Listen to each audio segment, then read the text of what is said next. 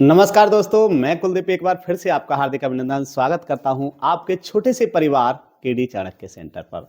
साथियों, आज बेहतरीन बहुत ही मज़ेदार टॉपिक है। आप लोगों को इसमें बड़ी समस्या रहती है कि भाई हमें देशज या विदेशी शब्द याद नहीं होते हैं।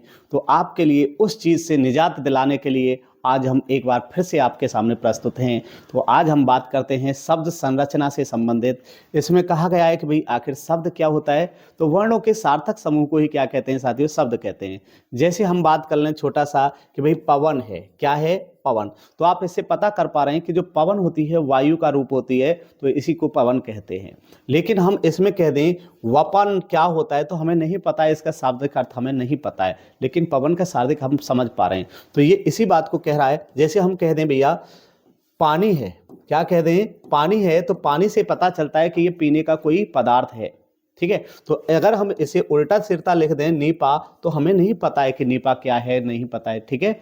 कमल कह दें, क्या कह दें? कमल कह दें, तो ये क्या है भैया? आप समझ पा रहे हैं कि ये पुष्प है, आप अर्थ निकाल पा रहे हैं। लेकिन हम कह दें भैया लमक, तो ये क्या है? हमें नहीं पता है। तो जिससे आप सार्थक शब्द निकलते हो, तो ये कहता है वर्णों का सार्थक समूह ही क्या कहता है मेरे भैया? शब्द कहलाता है। ठीक है। अब यहां से रचना के आधार पर जो हम बात करते हैं शब्दों की, वो तीन प्रकार के होते हैं मेरे भैया। क्या होते हैं? रूढ़ होते हैं, यौगिक होते हैं और योग रूढ़ होते हैं। रूढ़ का मतलब है जिनका विच्छेद नहीं किया जाता सार्थक शब्दों में, जैसे अग्नि है, पानी है, तो हम इनका क्या नहीं कर सकते? तोड़ नहीं सकते हैं। यौगिक का मतलब है जिनको सार्थक शब्दों में अलग अलग जोड़ा भी जा सकता है और तोड़ा भी जा सकता है। ठीक है, यौगिक शब्द कहलाते हैं। रूढ़ का मतलब है जब कोई दो, जैसे हम कहें जब दो पद, पूर्व पद और उत्तर पद मिलकर किसी अन्य पद की बातें करें, तो वो कहलाता है योग ऋण। जैसे आपने बहुब्री समास सुना होगा मेरे बच्चे, तो बहुब्री समास के जो उदाहरण हैं वो सब किस में आते हैं? योग ऋण में। ठीक है, ठीक है ना। जैसे हम कहें कि भैया पीले वस्त्र धारण करने वाले, जिसे कहा जाता है पीतांबर कहते हैं। क्या कहते हैं?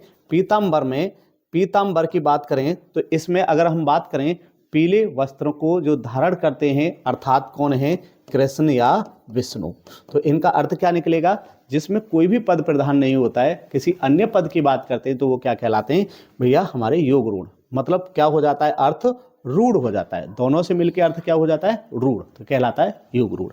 बात करते हैं उत्पत्ति के आधार पर कितने प्रकार के हैं, तो साथियों तत्सम है, तद्भव है, देशज है और विदेशज है।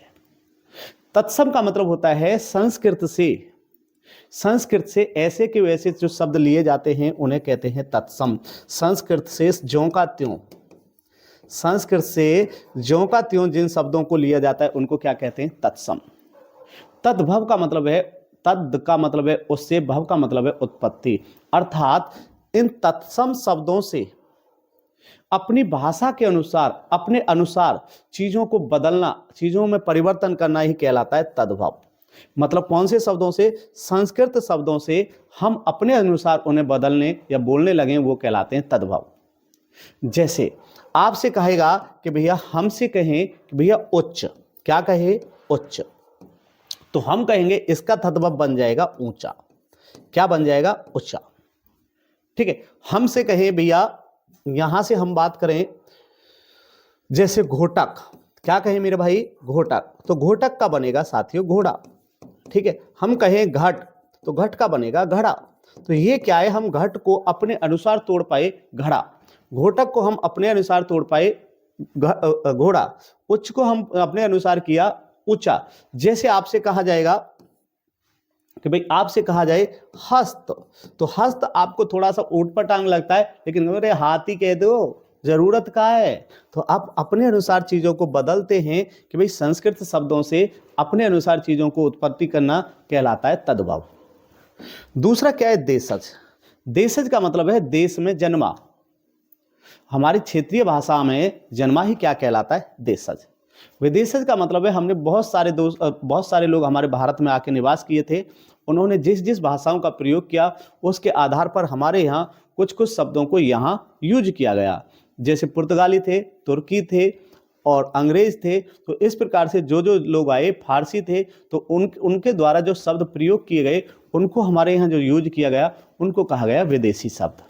तो हम आज इन्हीं की बात करने वाले हैं, देशज और विदेशज, जो याद करना एक बहुत बड़ा चैलेंज होता है। आज हमको उससे निजात दिलाने के लिए आपके सामने प्रस्तुत हुए हैं। तो बात कर लेते हैं साथियों कि भाई विदेशी शब्द कैसे, जैसे तुर्की शब्द है, कैसा है, तुर्की शब्द है। अब मैं यहां से थोड़ी सी चीजों को रिलेट कर रहा हूं कि भाई तुर्की शब्द में कौन कौन से शब्द आएंगे, आप एक कहानी के माध्यम से सुनेंगे। जैसे भाई आपको पता है जब किसी की नई नई शादी होती है, वो लोग अपनी पत्नियों को क्या चढ़ा लेते हैं, सिर पे चढ़ा लेते हैं। कभी मॉल ले जाते हैं, कभी कुछ करवाते हैं, कभी कुछ करवाते हैं, कुछ ऐसे ही करवाते हैं। ऐसे ही एक दरोगा जी का शादी होता है भैया। तो ये थे बहादुर दरोगा। ये क्या करते हैं, अपनी बीवी अर्थात बेगम को, अपनी बीवी अर्थात बेगम को कुर्ता और चोगा दिलवाते हैं। क्या दिलवाते हैं, कुर्ता और चोगा। तुम्हें पता है कुर्ता चोगा क्या होता है? आपने दिल्ली सल्तनत में रजिया सुल्तान को सुना है, जो दिल्ली सल्तनत की प्रथम महिला शासक थी। वो अपने दरबार में कुर्ता और चोगा ही पहना करती थी, बहुत फेमस ड्रेस है, ठीक है। तो उन्होंने क्या किया, ये दिलवा दिया। अब एक टाइम ऐसा आया कि इनके पास क्या हो गई समस्या, तो इनके पास पैसे नहीं बचे। अब इनकी पत्नी को चाहिए, बीवी को चाहिए वही ड्रेस। अब ये नहीं दिलवा पाए तो बीवी क्या हो गई, नाग बन गई। अब नाग बनेगी तो कुछ तो करेगी। तो अब वैसे तो कर नहीं रही है, उसके जो भी सामान रखा है, जैसे कैंची है, चम्मच है, चाकू है, इन सबको हथियार के रूप में प्रयोग किया इसने। इन सबको किसके रूप में प्रयोग कर रही है, जो ये बीवी है इनकी, किसको रूप में प्रयोग कर रही है, हथियार के रूप में। जैसे तमंचा, तोपची, तोप और बारूद। ये बारूद है मेरे भैया, क्या है ये, बारूद। इस आधार पे इनको क्या कर रही है, प्रयोग कर रही है। क्या करने के लिए, लाश बिछाने के लिए। किसकी, अपने पति दरोगा की। और लाश बिछा भी दी तो किस पे खींच के ले गई, खच्चर पे खींच के गेरी आई, है ना। तो याद कर लेना कि बहादुर दरोगा अपनी बीवी के लिए अर्थात बेगम के लिए क्या लाते हैं, कुर्ता और चोगा, सर पे चढ़ा लें। टेम आया, पैसा नहीं रहा गलती से, तो बीवी क्या बन गई, नाग बन गई, नागा।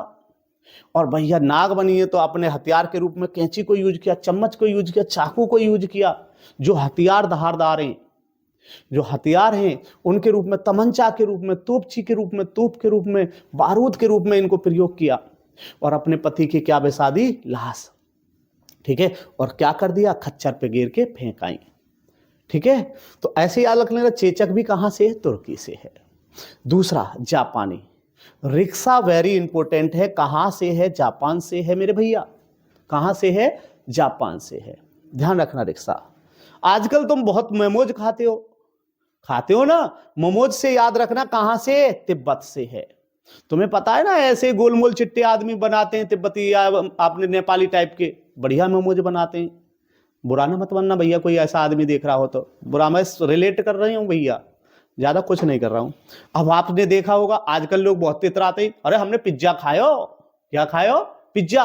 बहुत इतराते हैं ना, अरे पिज्जा खाएंगे, इतराते हैं कि नहीं। तो इतालवी से क्या बनाए, पिज्जा। तो पिज्जा कहां का शब्द है, इतालवी का, ठीक है। आजकल तो बर्गर भी दुनिया बहुत खा रही है, वो भी कैसो बर्गर, जर्मनी बर्गर, कैसो बर्गर खा रही है जर्मनी। तो ये कहां से, जर्मन से लिया गया शब्द है, ठीक है दोस्तों। तो ये थे हमारे कुछ तुर्की, जापान का रिक्शा याद रखना है। तिब्बत का तुम्हें पता है कि तिब्बत के लोग ही ज्यादातर ऐसी चीजों को पसंद करते हैं। पिज्जा, इतालवी मतलब जो इतराएगा पिज्जा खाएगा, और जर्मन टाइप का बर्गर खाएगा, तो जर्मनी से बर्गर, ठीक है। चलिए जी, यहां से आगे आता है अरबी। बहुत अधिक शब्द थे, लेकिन उसमें से कुछ चुनिंदा शब्दों को तुम्हारे एग्जाम पॉइंट ऑफ व्यू से हमने यहां पर लिखा के रखा है। और ये याद करना बड़ी अपने आप में चैलेंज होता है, लेकिन उम्मीद करेंगे कि आप इस वीडियो के बाद कभी शायद इन चीजों को ना भूल पाएं, बशर्ते कि आप इसे ध्यान से सुनेंगे मेरे भाई, ठीक है। बहुत मुश्किल से ये इनके साथ कहानी हम रिलेट करेंगे और उसे ध्यान से सुनना है। जैसे हमने कहा भाई, अरब का एक आदमी था अपनी औरत के साथ, अरब का एक आदमी था अपनी औरत के साथ अदालत के पास अजीबोगरीब स्थिति में रहता था। अरब का एक आदमी औरत के साथ अदालत के पास अजीबोगरीब स्थिति में रहता था। औरत को हैजा हो जाता है, औरत को क्या हो जाता है, हैजा, हैजा होने के बाद मुश्किल से उसे कर्ज के इलाज के लिए क्या मिलता है, कर्ज मिलता है। ठीक है, कर्ज मिल जाता है, लेकिन कमाल की बात देखो, मौसम क्या हो जाता है, खराब। मौसम क्या हो जाता है, खराब, और वो बेचारी मजबूर थी। ठीक है, कौन, औरत क्या थी, मजबूर। किसके लिए, अब किसकी मदद ले। लेकिन फिर भी एक मुसाफिर, कौन था, मौलवी, आ मिलता है, और मुसाफिर की अक्ल से वो हकीम को बुला के लाता है, और हकीम औरत को हौसला देता है कि आप ठीक हो जाओगे। हकीम क्या देता है, हौसला। हकीम हौसला देने के बाद दवा देता है, और दवा में क्या मिला देता है, शहद। ठीक है, और शहद मिला के पिला देता है। अल्लाह का शुक्र जानो, दवा असर कर गई। दवा क्या कर गई, असर कर गई, और महिला ठीक हो गई। आखिर महिला क्या हो गई, ठीक हो गई। अब महिला क्या करती है, उस हकीम को इनाम देती है। महिला हकीम को क्या करती है, इनाम देती है। लेकिन जो कर्ज लिया था वो उसे नहीं चुका पाई। जो कर्ज लिया था जिससे उसे नहीं चुका पाई, तो उस कर्जदार ने इस पर मुकदमा दायर कर दिया। उस कर्जदार ने महिला पर क्या कर दिया, मुकदमा। तमाम तारीखें पड़ी, तो महिला का दिमाग खराब। दिमाग क्या हो गया, खराब। अब तुम ये बताओ, जब तुम्हारा दिमाग खराब होता है तो तुम भी कुछ ना कुछ ऐसी चीज देखते हो कि दिमाग सेट हो जाए। तो क्या देखते हो, तो इसने भी वहां बिल्कुल वही सोच रहे हो। हाँ, वही इसने भी वही फैसला किया कि इसने भी क्या पी, शराब, है ना। किसने, औरत ने भी क्या पी, शराब। कहां की थी, अरब की थी। अब शराब पी के क्या हो गई भैया, ये सपाट हो गई, मतलब मर गई। शराब पी के मर गई, तो एक फकीर था, बेचारा फकीर दुनिया के सामने इसे किस में दफना देता है, कब्र में। किस्मत की बात जानो, इसका कोई वारिस नहीं था। औरत का कोई वारिस नहीं था, किस्मत से इसका कोई वारिस नहीं था। ठीक है, इसने एक पुस्तक रखी, पुस्तक में एक लिफाफा रखा, और उपलिफाफे में रखी कीमत। उस लिफाफे में क्या छोड़ गई थी औरत, कीमत। ये कीमत किसकी थी, उस कर्जदार की थी। ठीक है, तो यहां से हम इस प्रकार से इसे रिलेट कर सकते हैं। ठीक है दोस्तों, अगर साथियों अगर वीडियो अच्छी लगती है तो एक बार लाइक शेयर जरूर करें। ठीक है, अगर आप पहली बार जुड़े हैं तो चैनल को सब्सक्राइब भी कर लें। ऐसी ही वीडियो से आपको मजेदार ट्रिकों के साथ ऐसे ही हिंदी को रटवा देंगे। चलिए, अब इसमें ट्रिक का माहौल क्या है, तो साथियों ये कह रहा है, जैसे भी कानून वाले शब्द हैं, जैसे कानून, अदालत, कर्ज, फैसला, तारीख, दफा 302, अरे 302 मत सब लगवा लेना, बहुत बेकार चीज है। सबूत, वकील, मुलाजिम, सब किसके होंगे, अरबी के होंगे साथियों। किसके होंगे, अरबी के। जैसे सजा है, मुकदमा है।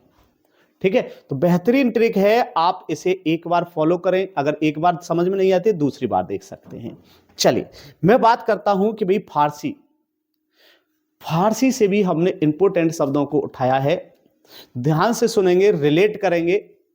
जैसे ये कहता है कि भाई एक मजदूर होता है, फारस का क्या है, एक मजदूर। फारस का एक मजदूर सरकारी सरदार के यहां हफ्ते भर से मकान बना रहा था, दफ्तर और दरबार बना रहा था उसका। फारस का एक मजदूर सरकारी सरदार के यहां हफ्ते भर से मकान, दफ्तर और दरबार बना रहा था। लेकिन मजदूर की क्या हो जाती है, मजदूर को आ जाता है बुखार, कारीगर। ठीक है, उसे बुखार आ गया, तो भैया सरकारी सरदार जो है 1000 रुपए तनख्वाह देता है उसे, और कहता है मकान पर आराम कर, मकान पर आराम कर, मकान पर क्या कर, आराम। तो मकान पे जाके आराम करता है। वहां उसे आवाज आती है, क्या आती है, आवाज आवारा आतिशबाजी की। आवारा बच्चे क्या कर रहे थे, आतिशबाजी। वो उनको देखता है वहां से, लेकिन वापस आता है, और मजदूर वापस आता है और पजामा पहनता है, और क्या पहनता है, चश्मे, और खुद गरम ताजा क्या लाता है, जलेबी लाता है। अब तुम सोच रहे होगे कि बच्चों में बांटेगा, ऐसा नहीं था। ध्यान से देखो, गरम ताजा जलेबी लाया, किसके लिए? जिंदगी खामोश करने के लिए। किसकी? उन बच्चों की, आवारा बच्चों की। तो आवारा आतिशबाजी करने वालों की। ठीक है, अब ये क्या करता है, ये कमीना मजदूर, कमीना तो हुआ जो ऐसा विचार लाया, ये कमीना मजदूर चालाकी से, किससे? चालाकी से जलेबी में जहर मिला देता है और क्या कर देता है? खामोश कर देता है। बच्चों को क्या कर देता है? खामोश। अब भाई इस पे क्या होता, ये कर लिया जाता है गिरफ्तार, इस पे जुर्माना लगता है और इसकी जिंदगी क्या कर दी जाती है? तमाशा बना दी जाती है, बर्बाद कर दी जाती है। तो ये था फारसी से संबंधित। कैसे रिलेट करोगे भाई? एक मजदूर था, सरकारी सरदार के यहाँ हफ्ते भर से मकान, दफ्तर और दरबार क्या कर रहा था? बना रहा था। ठीक है, लेकिन जो मजदूर है, जो कारीगर है, उसे बुखार आ जाता है। सरकारी सरदार उसे 1000 रुपए किसके देता है? उसकी तनख्वाह के देता है। ठीक है, तनख्वाह देने के बाद कहता है मकान पर क्या करोगे? आराम करोगे। तो ये आराम करता है। आवाज आती है इसे आवारा आतिशबाजी की, लेकिन ये वहां से वापस आता है, मजदूर जो है वहां से वापस आता है, जो बच्चे कर रहे थे, पजामा पहनता है, चश्मे पहनता है और खुद गरम ताजा जलेबी लाता है। ठीक है, किसके लिए? बच्चों को जिंदगी खामोश करने के लिए। इस कमीने मजदूर ने बड़ी चालाकी से जलेबी में जहर मिलाकर बच्चों को क्या कर दिया? खामोश। तो भैया इसे क्या कर लिया जाता है? गिरफ्तार कर लिया जाता है, इस पर जुर्माना लगाया जाता है, जिंदगी क्या कर दी जाती है? क्या कर दी जाती है? तमाशा बना दी जाती है इसकी। तो हम क्या करेंगे? इस फारसी शब्दों को क्या कर सकते हैं? इस कहानी के जरिए याद कर सकते हैं।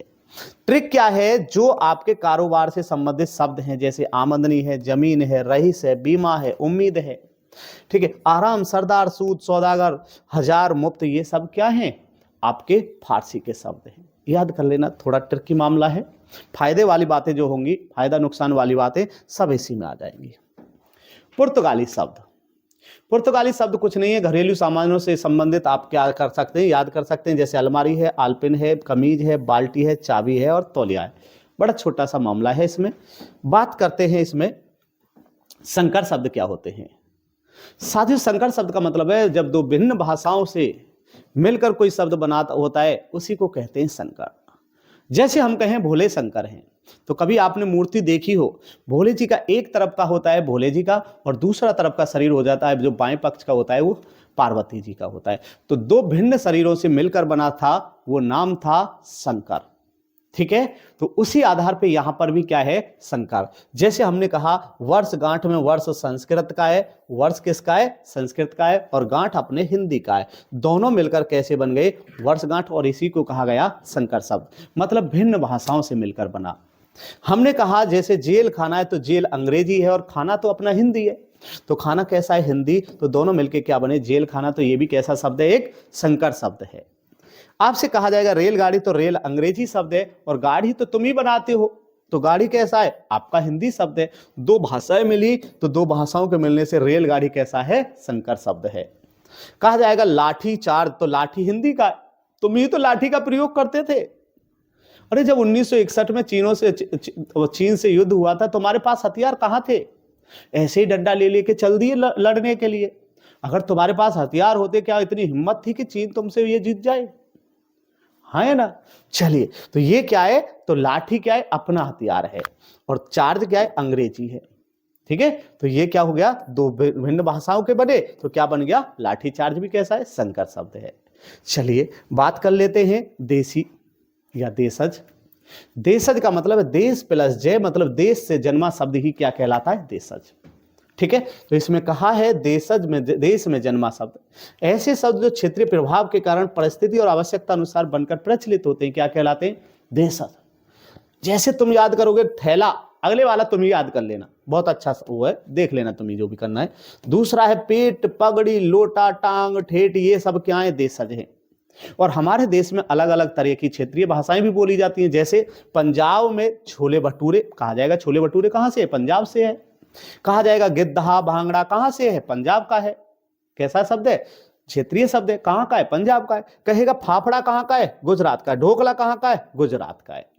ढोकला गुजरात का है। तब कभी भी आप चीजों को रिलेट करके देखना। गरबा कहाँ का है? गुजरात का है। हड़ताल कहाँ से? गुजरात से। कहेगा मराठी, पाव भाजी है। कहाँ का शब्द है? पाव भाजी मराठी का है। ठीक है। अब बात करें बांग्ला। बांग्ला चमचम है, रसगुल्ला, ये कहाँ का है? बांग्ला का है। उपन्यास, धन्यवाद। लेकिन जो इंपोर्टेंट है वो है द्रविड़। आपको पता है जो द्रविड़ शैली है, जो द्रविड़ एरिया है, वो आपका दक्षिण भारत है, और वहां पर आपका इडली, डोसा, सांभर, ये क्या है? वहां की खाद्य वस्तु हैं। इन्हीं चीजों को वहां पर बनाया जाता है। तो साथियों, ये थी हमारी देशज विदेशज से कुछ इंपॉर्टेंट शब्द। अगर आपको वीडियो अच्छी लगती है और पहली बार आप हमारे चैनल से जुड़े हैं तो एक बार सब्सक्राइब कर लें और शेयर करें। तो आज के लिए इतना ही। नमस्कार, जय हिंद दोस्तों।